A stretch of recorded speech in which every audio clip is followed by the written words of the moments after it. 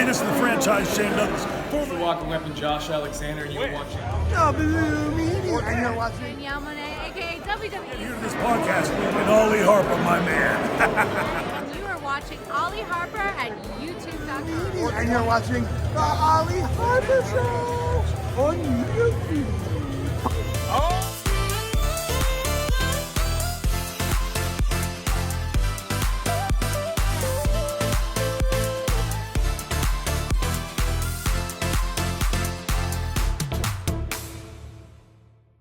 Hey, what is going on, everybody? It's me, Ollie, aka TNSAttitude, and I am back again here on YouTube.com for all things professional wrestling. Now today, guys, with the title of today's video, it is going to be a predictions video for WWE Survivor Series War Games 2024. And it is, of course, 2 years since I went to Boston, Massachusetts, sat fourth row in TD Garden at Survivor Series War Games 2022. And of course, that, it feels kind of full circle because I do feel the significance of this show going into, of course, this year.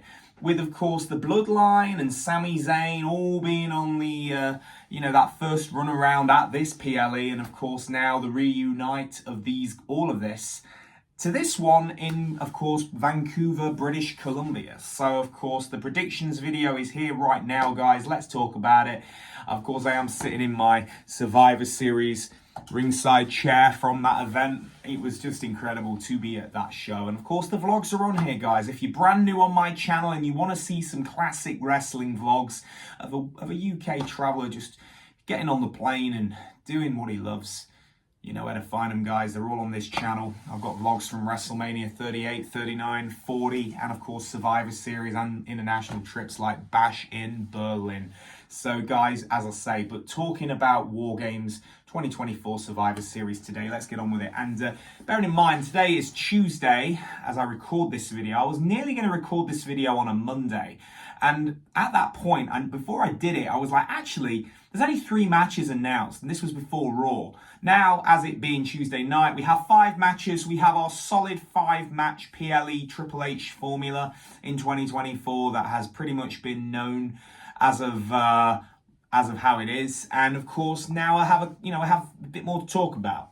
Of course, I'm going to get onto the men and the women's War Games matches. But first and foremost, let's talk about, of course, the World Heavyweight Championship match between the champion Gunther and the challenger Damian Priest. Now, of course, these two, this is their first match since SummerSlam. Now, of course, at SummerSlam, that was the show that Gunther would dethrone Damian Priest. And for me, I feel like right now, I don't see Gunther dropping the belt right now. I feel like where we are right now, I know Triple H is very protective of Gunther. Since NXT UK, going to NXT, his role with the Intercontinental Championship, he really does protect the Gunther character. And I do think that it would be silly for him to drop the World Heavyweight Championship quite early on.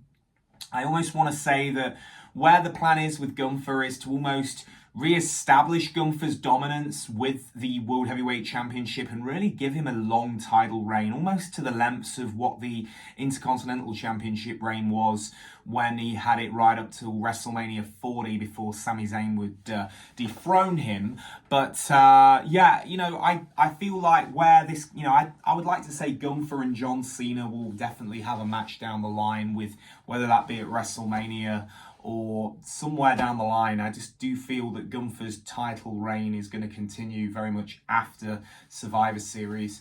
And Priest will be doing something. I could see Priest going to SmackDown. I just feel like there's more for him on SmackDown right now. And I just feel like this is where a draft could definitely take place, a bit of almost like a mid to end of year draft. I think would be pretty good to really mix some stuff up. There's some talent who I could really see going over to SmackDown and could benefit a bit of a mix up, a bit of a trade. Somebody like Priest could go to SmackDown, Rhea could go to SmackDown, even Punk could go to SmackDown. I just think these would be definitely the kind of mix ups to really kind of help. And somebody like LA Knight would go to Raw.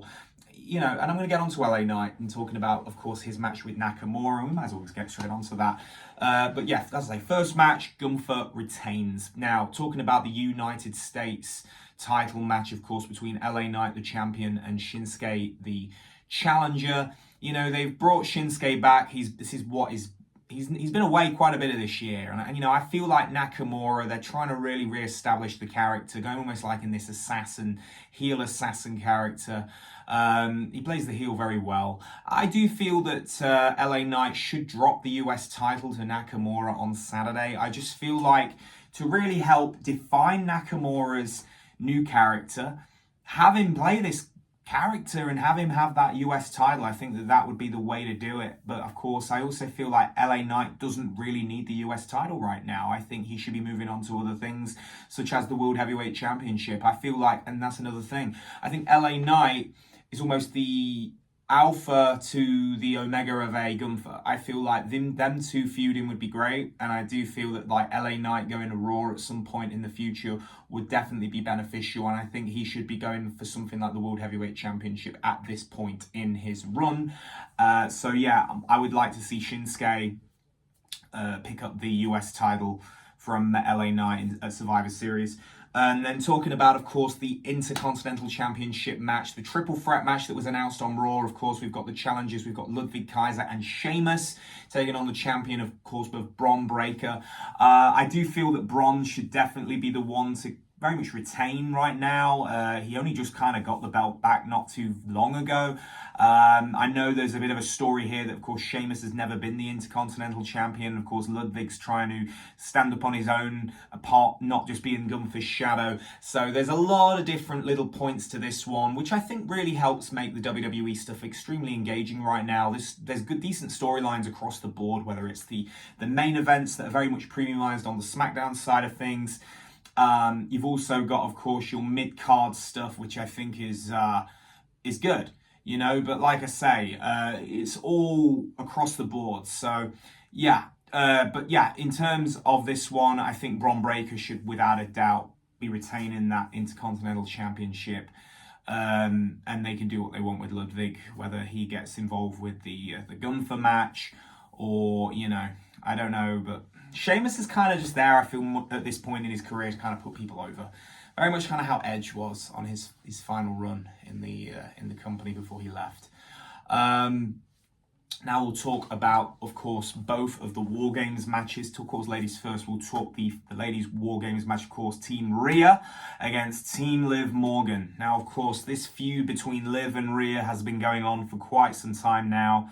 Since, well, post-WrestleMania, you know, this has really been going on quite a long while now. And this, I feel the ending really is in sight for this one, you know, and I feel that where we are right now, this should really be the blow-off for this storyline, you know. They've been feuding most of this year since Rhea came back, and they've done a lot of good stuff with this, with Liv going into the Judgment Day and Rhea leaving and disbanding and everything, but yeah, so of course we have got Team Rhea. We have got, of course, on Team Rhea, we have Naomi, we have Bianca Belair, we now have Bayley, of course.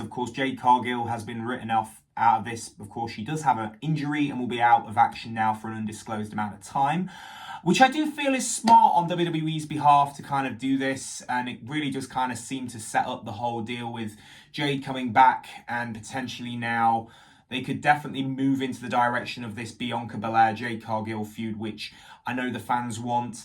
But at the same time, do we rush to that? Or is it a thing where Jade needs a bit more time to be with Bianca and learn and improve and get her reps in? Because I know that for a fact that was obviously what they wanted to do.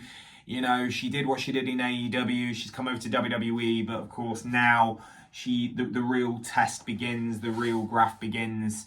So, you know, whether they do, I think, you know, they're going to pull that trigger eventually, and we will get that heel Bianca Belair against the face Jade Cargill, whether that is at WrestleMania 41. But this would definitely be the right kind of way to now start that feud down the line. We can plant those seeds, you know, so there's something to think about right there.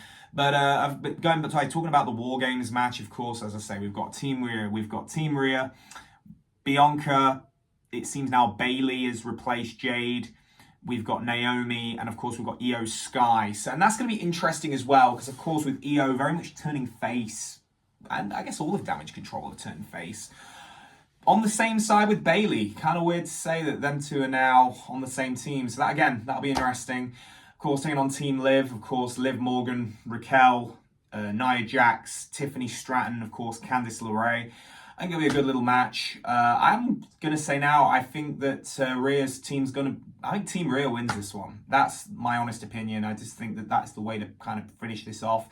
And then if Team Rhea wins, I think then the last thing they do then is have Rhea challenge Liv for the women's world title at Saturday night's main event. And that would be how to blow off this whole storyline going forward. I just think that's the way we do it.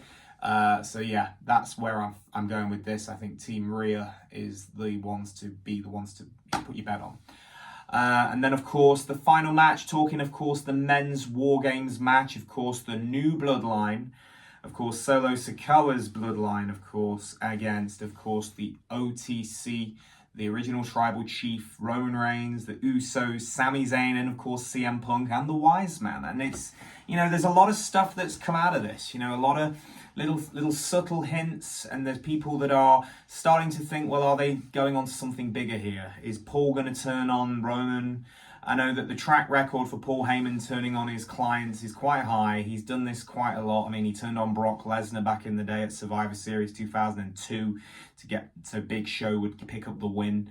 And so who knows? But it's definitely now, I think there's a lack of Seth Rollins on this show, and Seth's not been on TV, and I feel like Seth has a place in this. Whether it be Seth's going to come out and he's going to attack Punk, because it's now like a year since Punk debuted at Survivor Series, and that's how we can set up the whole Punk Rollins feud, because now Punk needs a big feud to kind of go on after this Drew McIntyre thing, which is obviously in the past now. I think that the new bloodline will win this one, because for me, this whole feud is not going to end at this show. This is only the beginning. This is like chapter 1, chapter 2, before we even get The Rock back, and that will be Netflix Raw era. This is just for right now. This is just the warm-up for what's coming in the next few months.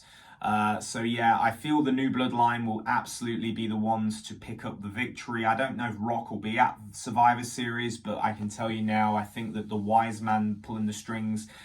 Paul Heyman, I don't know what it is. I'm feeling he could be the one to be the one. He could be the one to turn heel in this, and you know, having that red shirt was significant that he's the enemy, and he's almost repping what Solo was wearing a few months back. So I feel like Paul Heyman will turn on Roman Reigns, and that keeps it very fresh. And Paul Heyman could absolutely be the Rock's Wise Man in this whole feud. And, you know, there could be something in here where he's pulled the strings and now, you know, Paul is with the new bloodline. I know that, because to some people they might think, well, wait a minute. He got triple power bombed in Madison Square Garden in the summer.